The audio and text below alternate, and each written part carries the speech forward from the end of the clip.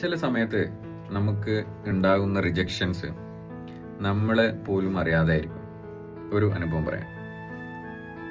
ഞാനൊരു ബാർബർ ഷോപ്പിൽ പോയി. ബാർബർ എൻ്റെ മുടി കട്ട് ചെയ്തുകൊണ്ടിരിക്കുന്നു. ഒരു കസ്റ്റമർ ഷോപ്പിലേക്ക് വന്നു.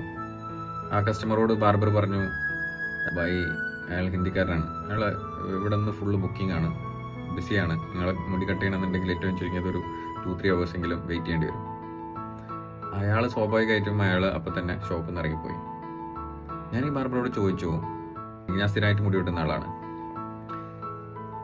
ഇവിടെ ആരും കാണാനില്ല, ഇവിടെ ഒരു ബുക്കിംഗ് ഒന്നും ഇല്ലല്ലോ, നീ എന്തിനാണ് അങ്ങനെ പറഞ്ഞതെന്ന് ചോദിച്ചു. അപ്പോൾ അവൻ പറഞ്ഞു, വന്ന കസ്റ്റമർ ഓവർ വെയിറ്റ് ഉള്ള ഒരാളാണ്, അപ്പോൾ അയാളെ ഞാൻ എടുത്തിട്ടുണ്ടെങ്കിൽ എൻ്റെ ചെയറിന് എന്തെങ്കിലും പറ്റാനുള്ള സാധ്യത ഉണ്ട്. പാവം ആ കസ്റ്റമർ ഇതൊന്നും അറിഞ്ഞിട്ടില്ല. നമ്മളെ ലൈഫിലും ഇതുപോലുള്ള സംഭവങ്ങൾ ഉണ്ടാവാൻ സാധ്യതയുണ്ട്. റിജക്ഷൻസ് ഉണ്ടാകാം, അതിൻ്റെ റീസൺ നമുക്ക് അറിഞ്ഞോളുന്നില്ല.